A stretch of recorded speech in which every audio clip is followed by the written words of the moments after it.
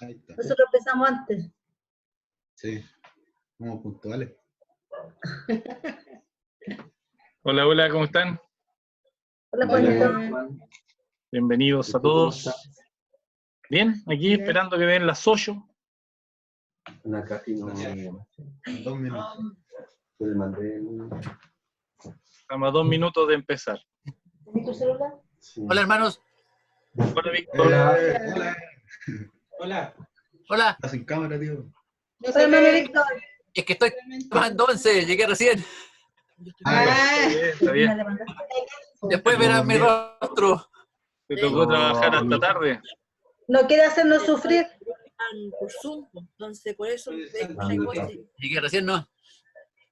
Provecho. Mami, Gracias. ¿Quién es mami y papi? Entonces esos son nombres que se colocan en los celulares y quedan así. Ah, ya.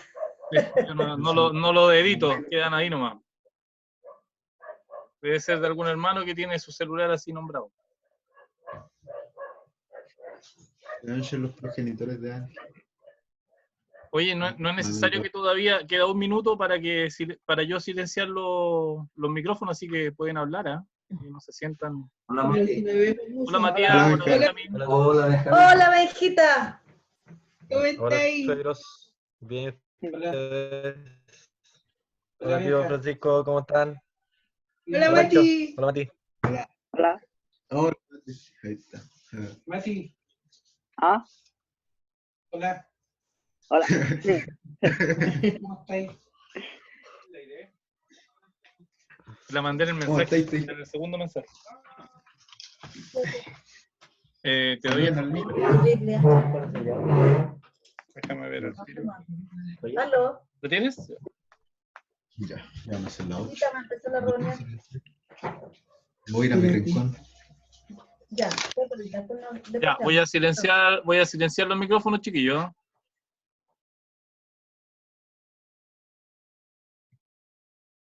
Ya, para empezar, ya que están los chicos aquí, le vamos a pedir al Benjamín y al Francisco que nos encomienden en oración, así que yo le voy a habilitar los micrófonos a ellos y después partiría Vicente, así que tendríamos las dos oraciones al principio y luego el ministerio de la palabra. Así que, Francisco, si vas tú primero.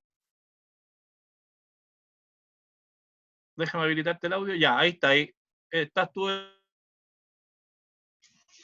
Dios nuestro Padre Celestial, en primer lugar queremos darte gracias por esta oportunidad que tenemos de estar reunidos, de poder estar al abrigo de tu palabra, de poder escuchar tu voz, Señor, poder estar como hermanos aquí en comunión, alimentándonos de tu palabra que es tan necesaria en estos tiempos.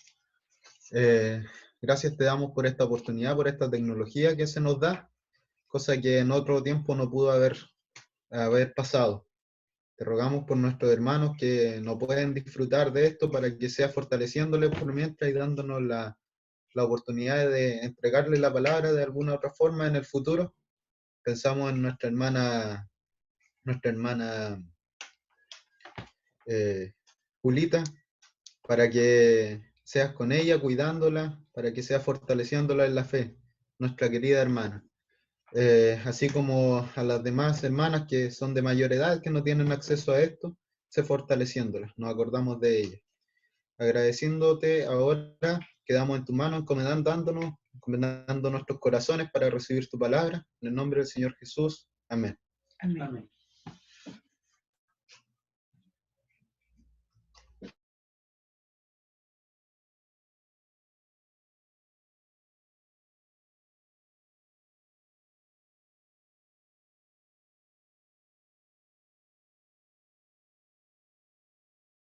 Benjamín, ahí creo que te toca a ti ahora.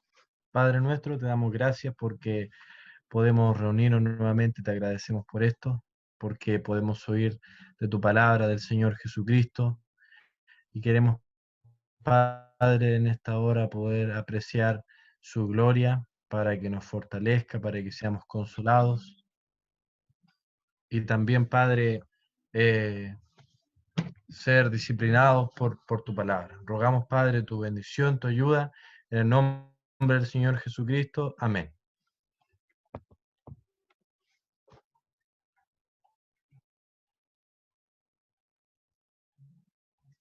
Ya, hermano Vicente, yo le voy a dar el audio ahora a usted para que comience con el ministerio.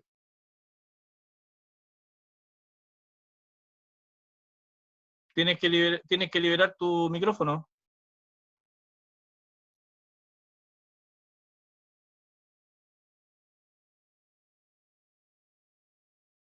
Vicente, ahí tendrías el audio. Ahora tendría el audio. Ya. Ya, hermanos, buenas tardes. Vamos a compartir nuevamente la palabra del Señor con ustedes.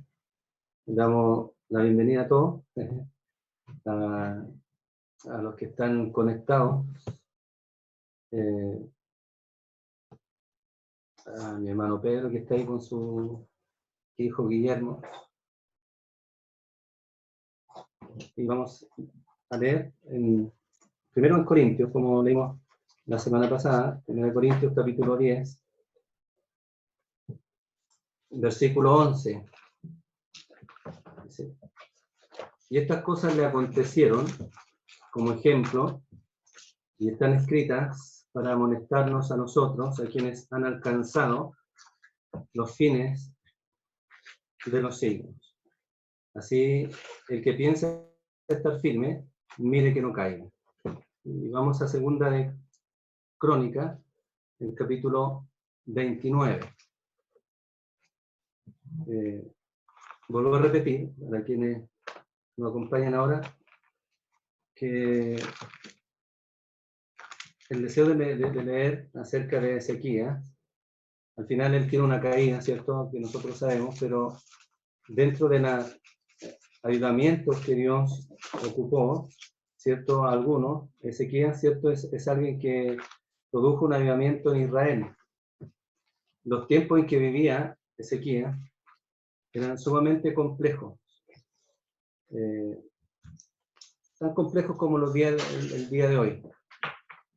La situación de Israel era totalmente mala, adversa a las cosas de Dios. Israel se había alejado, había dado vuelta a la espalda, ¿cierto?, a Dios. Y en el ámbito externo, su vecino más cercano, Israel, había sido llevado cautivo por el imperio de Asiria. Y vemos, ¿cierto?, en este gran imperio que era Asiria, todo el temor que podía provocarle a Ezequías como rey, como gobernante de Israel. Ya, vuelvo a repetir, Israel había sacado o había sido exiliada por este gran imperio, que era totalmente perverso. Tan perverso era en ello, yo lo vuelvo a repetir, cuando empecé a estudiar la historia de Asiria, empecé a ver toda su grandeza y toda su maldad. Una maldad que llevaba al extremo. Eran hombres realmente fuertes, poderosos en su ejército, que cuando invadían, ¿cierto?, una nación, ellos se especializaban en la tortura. Se acostumbraba, ¿cierto?, a torturar a los hombres, desollándolos vivos. Y todo soldado, ¿cierto?, se le pagaba su salario llevando una cabeza de alguien, ¿cierto?, a quien ellos habían ejecutado. Por lo tanto, la barbarie de esta nación era tremenda y cruel. Por ahí podemos entender un poco lo que pasaba con Jonás, que tenía que ir, ¿cierto?, a Nínive, que era la capital.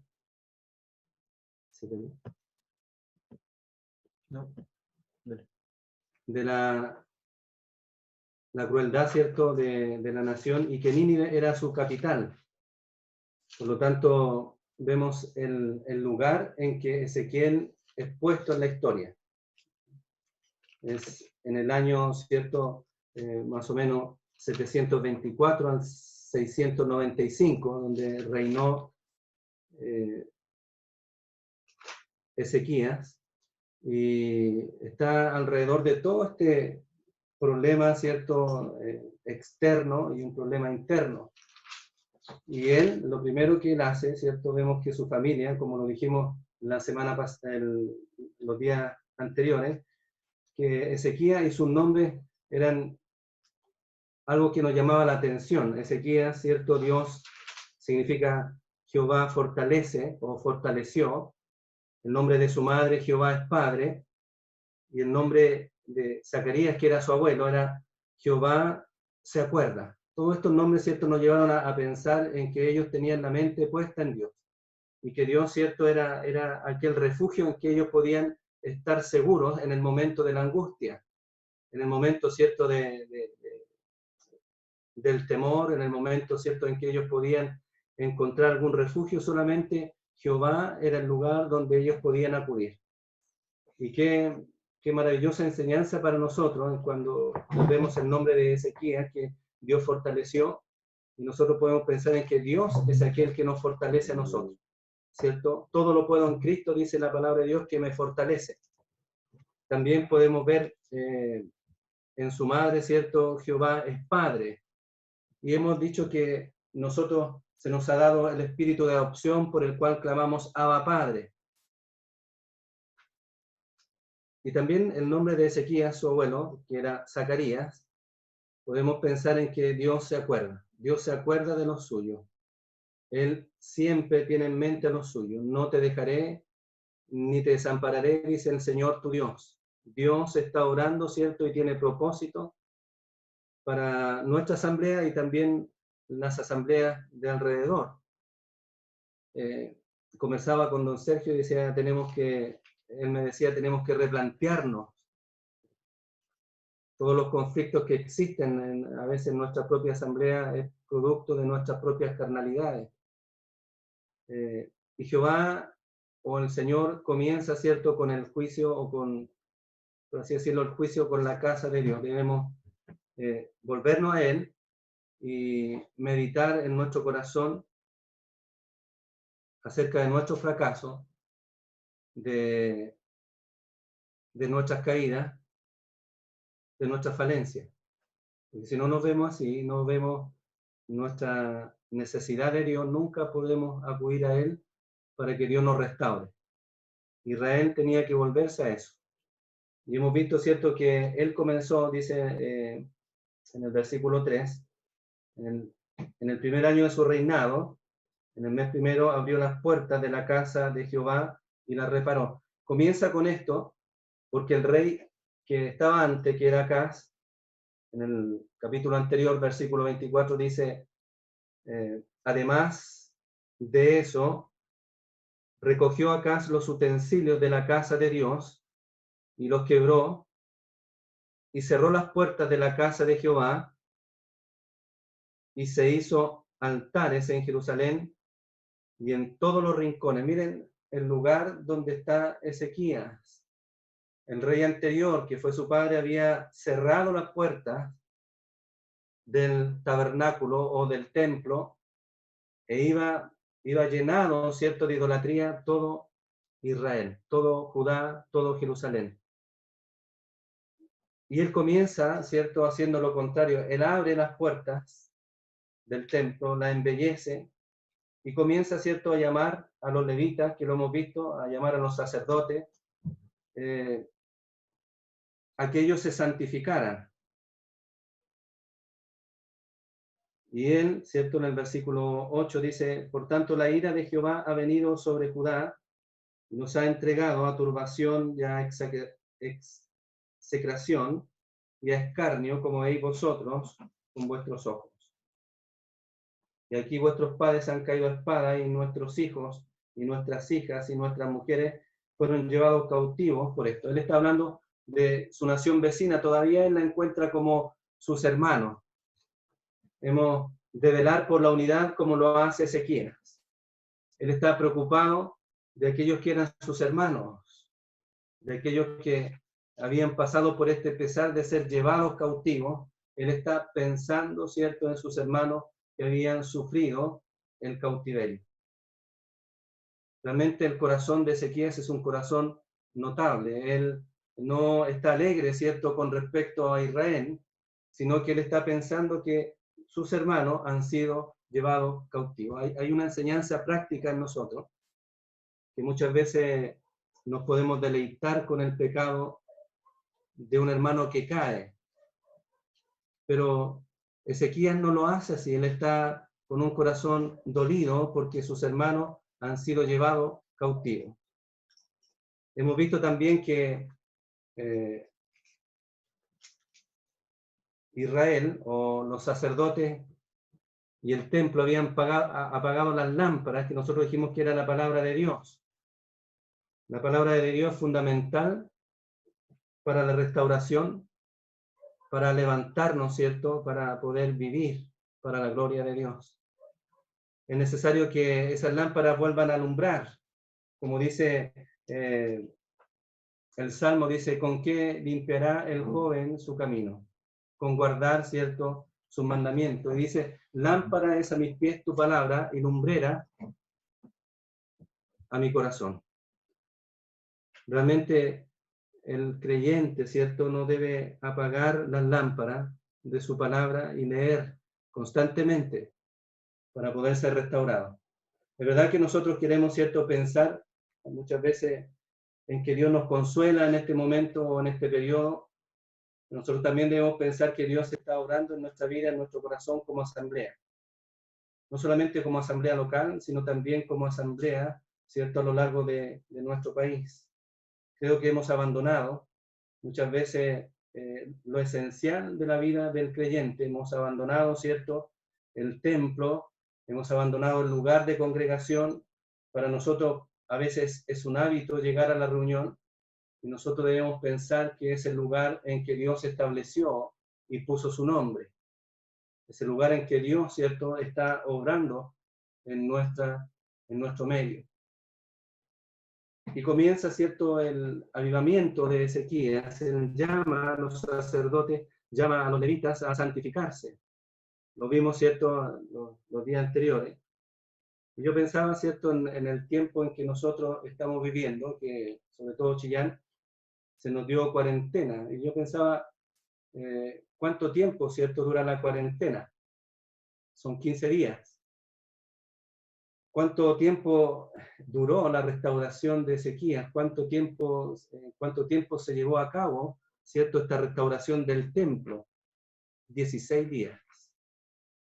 Es decir, que nosotros debemos pensar, ¿cierto?, que Dios está orando en nuestro medio para que nosotros nos volquemos a Dios de todo corazón, en toda nuestra vida, en nuestra vida familiar, en nuestra vida como asamblea. En el verso 10, ¿cierto?, él dice, ahora pues yo he determinado a hacer pacto con Jehová, el Dios de Israel, para que aparte de nosotros el ardor de su ira. Es el corazón de Ezequías. Él sabe, ¿cierto?, que esto ha venido producto de la desobediencia de su nación. Él sabe que ha venido, ¿cierto?, producto de la desobediencia de su nación, y él sabe que Dios está airado justamente con su pueblo.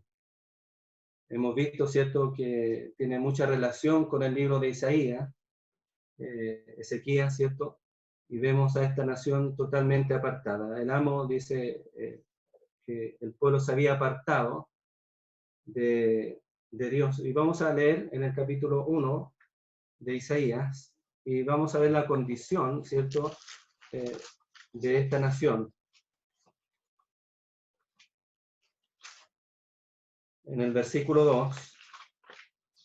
Vicente, sí, se va a terminar el tiempo, esperamos un ratito para dar la cita y Ya. empezamos de nuevo desde ahí, ¿vale? Ya.